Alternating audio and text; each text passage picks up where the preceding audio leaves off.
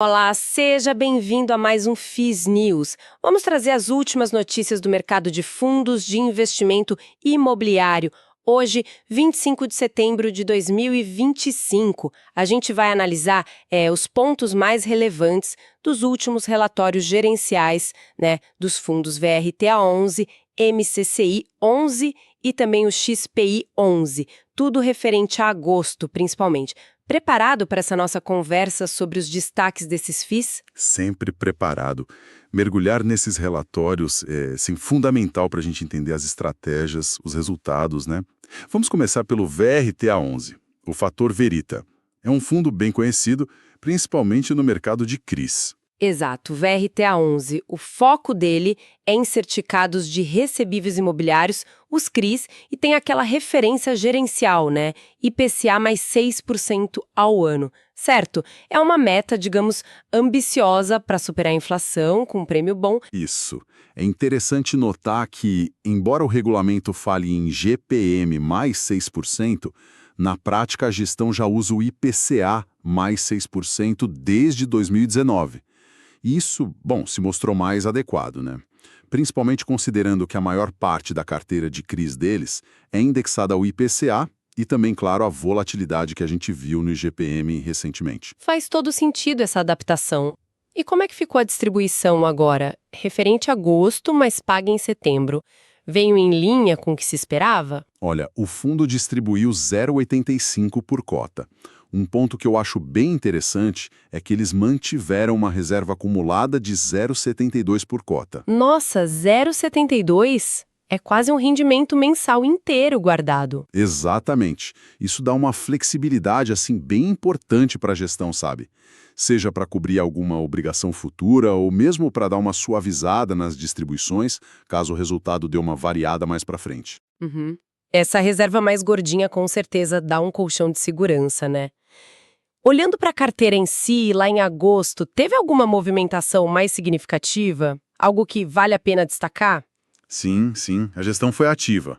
Na ponta compradora, o fundo colocou mais 9,2 milhões no CRI Epitácio. O interessante aqui é a indexação desse CRI. Qual é? CDI mais 4% ao ano. Isso ajuda a diversificar um pouco a carteira, que é muito concentrada em IPCA, como a gente falou. Ah, entendi. Uma busca por diversificar indexador, então. E do lado das vendas, teve alguma realização importante, algum ajuste de posição? Teve sim, uma reciclagem de portfólio, como a gente costuma dizer. O fundo vendeu mais ou menos 16 milhões em CRIs. Tinham posições em Gafisa 2, Patrimônio, Residência e Entre Serras. Mas talvez o movimento mais estratégico mesmo em agosto tenha sido na gestão do passivo do fundo. Gestão do passivo. O que você quer dizer com isso? Explica melhor. Então, o VRTA11, ele quitou antecipadamente 107,7 milhões de reais de operações compromissadas reversas. Essas operações, para simplificar, funcionam como empréstimos de curto prazo que o fundo pega, usando os próprios ativos como garantia, Certo. Ao quitar essa quantia toda, o fundo basicamente reduziu o endividamento. Isso diminuiu o risco financeiro. Ainda ficou um saldo, de 67,4 milhões dessas operações, com um custo de CDI mais 0,74% ao ano e o vencimento é em dezembro agora, de 2025. Entendi. Então foi uma desalavancagem bem relevante. E como é que isso se refletiu, no desempenho do fundo e na percepção do mercado em agosto? A saúde da carteira de CRIs, ela continua boa? Olha, a gestão reportou que a grande maioria dos CRIs está adimplente. Isso é fundamental, No mercado, a cota fechou agosto em R$ 75,87. Com aquela distribuição de 85 centavos, o dividend yield do mês ficou em 1,12%. E como é que esse yield se compara com o CDI? Principalmente pensando na isenção de imposto para a pessoa física. Fazendo aquele cálculo que a gente chama de gross-up, que adiciona os 15% de imposto que a pessoa física não paga, esse rendimento do VRTA11 equivaleu a mais ou menos 113% do CDI. É um retorno ainda bem competitivo, no cenário atual. Bem competitivo mesmo. E a relação entre o preço da cota lá na bolsa e o valor patrimonial, o famoso PVP. O fundo está sendo negociado com desconto? Sim, fechou agosto com PVP de 0,91. A cota patrimonial era R$ 83,74, ou seja, o mercado estava negociando o fundo com um desconto aí de uns 9%. A gestão atribui essa pressão na cota principalmente à expectativa de alta nos juros, né? Que acaba afetando o preço dos FIIs como um todo, especialmente os de papel. Fica a dúvida se esse desconto reflete só o cenário macro ou se tem alguma percepção adicional de risco aí no meio. É uma dinâmica comum, mas é sempre bom ficar de olho, né? E o caixa do fundo? Como ficou depois dessas movimentações todas de compra, venda, quitação de dívida? O caixa no final de agosto estava em 28 milhões de reais. Isso é mais ou menos 2,1% do patrimônio líquido. É um recurso que fica disponível para a próxima distribuição e, claro, para novas alocações que o fundo possa fazer. A gestão até sinalizou que está analisando um volume de mais de 50 milhões em novos CRIs. Opa! Então podemos esperar mais atividade nos próximos relatórios. Para a gente fechar o VRTA11, qual foi a última atualização sobre a inflação que impacta esses CRIs e sobre o rating interno da carteira? Aquele FAR deles. O IPCA de julho, que impacta os resultados com uma certa defasagem, né, foi de 0,26%. Positivo, mas bem moderado. Quanto ao rating interno, o FAR, tiveram algumas revisões pontuais em agosto, mas a estrutura geral da carteira continua sólida. Quase 63% está concentrado nos ratings mais altos, de AAA até A-. Isso indica uma boa qualidade de crédito, pelo menos na visão da própria gestão. Ótimo resumo do VRTA11, mostrou uma gestão bem ativa, né, tanto nos ativos quanto nos passivos. Vamos agora mudar um pouquinho, mas ainda em recebíveis. MCCI 11, o Mauá Capital Recebíveis Imobiliários. Também é um fundo de CRIs, mas ele tem umas particularidades, não é? Exatamente. O MCCI 11 ele se destaca por ter uma taxa média da carteira de crédito, quando a gente olha a marcação a mercado, bem elevada. IPCA mais 8,9%. Isso geralmente reflete um posicionamento em operações com um perfil de risco e retorno esperado um pouco maior. E essa taxa mais alta, ela se traduziu na distribuição de agosto? Foi maior também? Foi sim. Eles distribuíram R$ 1 por cota. Se a gente considerar a cota de mercado lá no fim de agosto, que era 86,64, isso deu um dividend yield anualizado bem expressivo, de 14,8%. Uau, 14,8% anualizado é bastante atrativo. A gestão deu alguma sinalização sobre a sustentabilidade desse patamar para os próximos meses, aquele famoso guidance? Deram sim, e foi uma sinalização positiva, viu? Eles ajustaram a banda de guidance para o segundo semestre de 2025. Agora está entre R$ 0,90 e R$ 1 por cota ao mês. Antes era menor, né? Era. Antes a banda era 0,80 a 0,90. E mais do que isso, a gestão ainda falou que a expectativa deles é conseguir manter a distribuição no topo dessa nova faixa, ou seja, em R$ 1 até dezembro, que seria pago em janeiro de 2026. Interessante esse aumento no guidance. Mas para aí, o resultado que o fundo gerou em agosto foi suficiente para cobrir esse R$ 1 que distribuíram? Quase. O resultado mesmo foi 0,96 por cota. Para chegar no R$ 1 distribuído, a gestão usou 0,04 por cota da reserva de resultados. Ah, usaram a reserva. Usaram um pouquinho, mas ainda assim, o fundo fechou o mês com um saldo de reserva bom, de 0,53 por cota. É uma estratégia, né, usar a reserva para manter a distribuição mais previsível. Só que levanta aquela questão sobre a geração de caixa futura, para conseguir sustentar R$ 1 sem ficar dependendo sempre das reservas, né? Com certeza. É um ponto para a gente ficar de olho nos próximos meses. E na carteira do MCI 11, teve alguma movimentação relevante, assim como a gente viu no VRTA 11? O grande destaque foi a conclusão da operação do CRI Suns Club. O devedor fez o pagamento integral antecipado, era uma alocação de 34 milhões que o fundo fez lá em junho de 2020. E rendeu bem, viu? 14,4% ao ano, pro fundo, o que deu tipo 162% do CDI no período. Pagamento antecipado, mas o vencimento original era bem mais para frente. Por que isso é bom para o fundo, então? Nossa, o vencimento era só em 2033. O devedor escolheu fazer o resgate antes e ainda pagou um prêmio para o fundo de 0,3 milhão. Para a gestão, isso é positivo, Por quê? porque libera caixa, né? Dinheiro na mão para ser reinvestido em novas operações, quem sabe com taxas até melhores no cenário atual, aproveitando as condições de mercado. É a tal da reciclagem de portfólio acontecendo na prática. Ah, entendi. Uma boa demonstração de gestão ativa gerando valor aí. E a saúde geral da carteira do MCI 11, como tá de influência? Segundo o relatório, 100% dos CRIs estavam adimplentes em agosto. E as parcelas de setembro que venceram até a data que o relatório foi escrito também foram pagas. Isso é crucial, né? Principalmente num fundo que trabalha com taxas um pouco mais elevadas. Sem dúvida, a adimplência é chave. Olhando a composição geral, como o MCCI 11 está alocado hoje? No finalzinho de agosto, a maior parte, 92%, estava no que eles chamam de ativos-alvo. Desses, 80% são os CRIs mesmo, 9% são cotas de outros FIs, majoritariamente de CRI também, 8% estava em caixa e 3% em uma alocação tática. A carteira de CRIs é bem diversificada, são 29 operações e quase toda indexada ao IPCA, 99%. Os segmentos que mais aparecem são logístico, comercial e varejo essencial. E essa alocação que você mencionou de quase 10% em outros FIs, qual que é o objetivo disso? Então, eles têm mais ou menos 6% do patrimônio líquido em FIIs de CRI de mercado e outros 3% no MCI A11, que é um fundo da própria Mauá. A ideia principal é diversificar ainda mais a carteira, né? Ter acesso a outras gestões, outras estratégias e também capturar yields que a gestão deles considera atrativos. O yield médio dessa posição em FIIs estava em 15,8% ao ano. Ajuda bastante no resultado geral. Faz sentido, como um complemento para a carteira de CRIs deles. E a liquidez do MCI A11 lá na bolsa no mercado secundário é boa? É um fundo com boa liquidez, sim. Negociou 66 milhões em agosto. Isso dá uma média diária de 3,1 milhões de reais. Ele também está presente em índices importantes, como o IFIX, o que sempre ajuda na liquidez. Ótimo. Para a gente finalizar o MCI A11, como estava a relação PVP dele? Também estava negociando com desconto, como o VRTA 11? Sim, bem parecido com o VRTA 11 nesse ponto.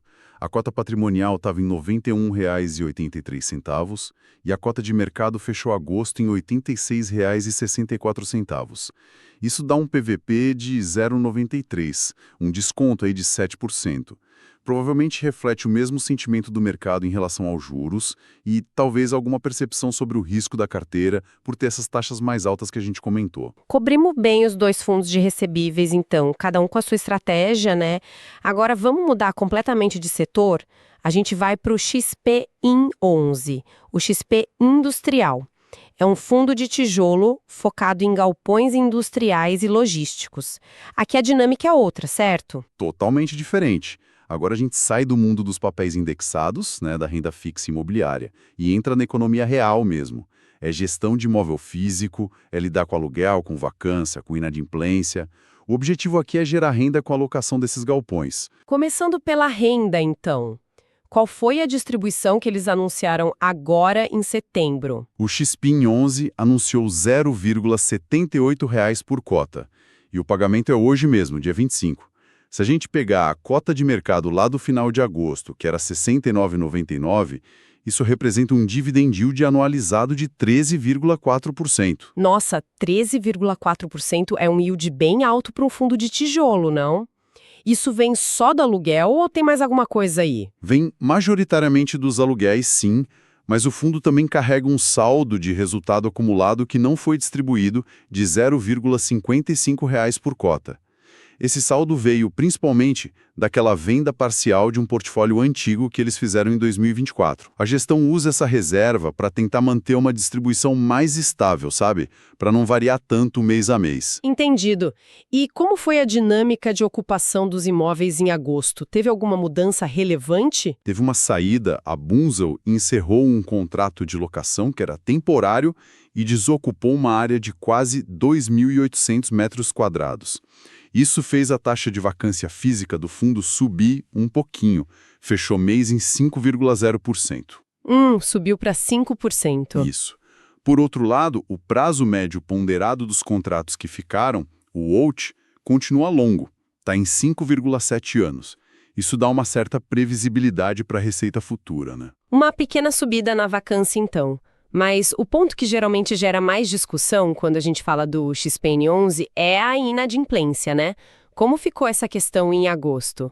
A inadimplência do mês foi significativa. Correspondeu a 7,6% da receita de locação média mensal.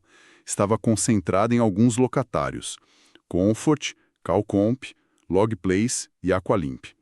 Uma parte pequena disso, 0,4 ponto percentual, já foi quitada depois do fechamento do mês, mas o número de agosto foi esse. E o histórico acumulado dessa inadimplência é um valor que preocupa? Olha, o valor total acumulado, se a gente incluir multas e correções, chega a perto de 7,6 milhões de reais. A gestão tem sido bem transparente sobre a situação de cada um desses casos, o que é bom. A Polishop, por exemplo, continua em recuperação judicial, aguardando a assembleia de credores, mas um ponto positivo é que ela voltou a pagar os aluguéis correntes desde maio de 2024. Ah, que bom. Já para Comfort e para a Sogefi, existem ações de despejo e cobrança rolando, e já tiveram alguns pagamentos parciais depois que as ações começaram. Certo.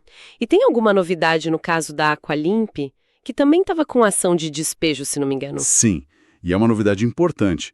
O fundo acionou o seguro fiança locatícia que tinha para esse contrato e recebeu 1,4 milhão da seguradora agora em 16 de setembro. Opa, isso ajuda bastante. Ajuda a mitigar parte da perda, com certeza.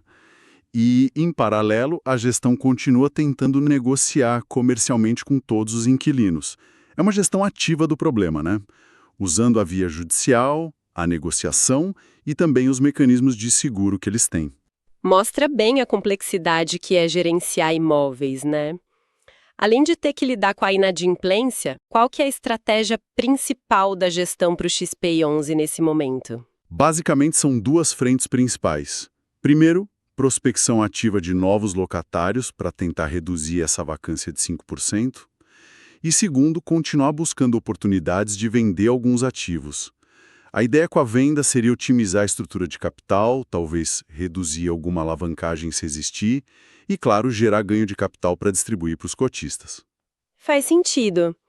Olhando para a carteira atual, como ela se compõe em termos de tipos de ativos, de contratos e de inquilinos? Quase todo o patrimônio, 97,6%, está em imóveis mesmo. A maior parte da receita, 92,5%, vem de contratos que a gente chama de típicos, que são mais flexíveis para renegociar, para ajustar, e 7,5% vem de contratos atípicos, que geralmente são mais longos e têm multas bem maiores se o inquilino quiser sair antes. E os indexadores desses contratos? É uma mistura. 62% da receita é corrigida pelo IPCA e 38% pelo IGPM ou FGV. E quem são os principais motores dessa receita? Quem são os maiores inquilinos? Os maiores hoje são Centauro, Sogef, Natural One e Brasilata. Cada um responde por 10% ou mais da receita do fundo. E os setores de atuação desses inquilinos são bem diversificados: comércio varejista, alimentos, tecnologia, automotivo, logístico e outros. Ok, para a gente fechar o XPI11, como foi a liquidez dele em agosto e, principalmente, como é que está a relação PVP desse fundo, que costuma chamar a atenção? A liquidez é bem menor que a dos fundos de CRI que a gente comentou antes. Foram 5,3 milhões negociados no mês todo. Isso dá uma média diária de 0,3 milhão, bem mais baixa. A cota de mercado fechou agosto em R$ 69,99. E aí vem o ponto que você mencionou, que chama atenção. A cota patrimonial estava em 102,62. Isso significa um PVP de mais ou menos 0,68. 0,68, nossa. Ou seja, o fundo estava sendo negociado no mercado com um desconto de mais de 30% em relação ao valor contábil dos seus imóveis. É isso mesmo. Exatamente isso. Um desconto realmente muito expressivo. E isso, claro, levanta todo um debate, né? Se o mercado está talvez exagerando na percepção dos riscos, como a inadimplência, vacância, ou se isso representa uma oportunidade de compra bem significativa para quem acredita na recuperação do fundo e na qualidade dos ativos que ele tem. Com certeza. É um reflexo muito claro de como o mercado precifica os riscos e as perspectivas de um fundo de tijolo que tem desafios operacionais visíveis, né? contrasta bastante com a dinâmica mais ligada a juros e inflação que a gente viu nos fundos de papel antes. Exato, é outra história. Bem, fizemos uma análise bem detalhada, eu acho, dos relatórios de agosto do VRTA11, do MCCI11 e do XPI11. Vimos estratégias bem distintas em ação, né? A gestão de taxas, de reservas nos fundos de CRI e, do outro lado, o enfrentamento de desafios operacionais mesmo, como vacância e inadimplência lá no fundo de tijolo. Foi uma visão bem interessante de como diferentes segmentos do mercado de FIIs estão navegando nesse cenário atual. A gestão ativa, seja na hora de escolher o crédito, de negociar com o inquilino ou de gerenciar a estrutura de capital do fundo, se mostra fundamental em todos eles, né? Não tem jeito. Sem dúvida nenhuma. E para quem investe, fica aquela reflexão, né? Sobre como essas diferentes abordagens de gestão e os riscos que são inerentes a cada tipo de fundo, seja o risco de crédito e de taxas nos recebíveis, ou o risco de vacância e de mercado nos imóveis, se alinham com o próprio perfil e os objetivos de cada um. Acompanhar os próximos passos dessas gestões vai ser crucial. Concordo plenamente. A capacidade de executar a estratégia que eles propõem e de se adaptar ao cenário macroeconômico que está sempre mudando continua sendo o grande diferencial que a gente precisa observar. Agradecemos pela audiência, deixe um like, se inscreva e ative o sininho. Deixe também o seu comentário. Estamos no YouTube, no Spotify e no TikTok. Até o próximo episódio. Tchau, tchau.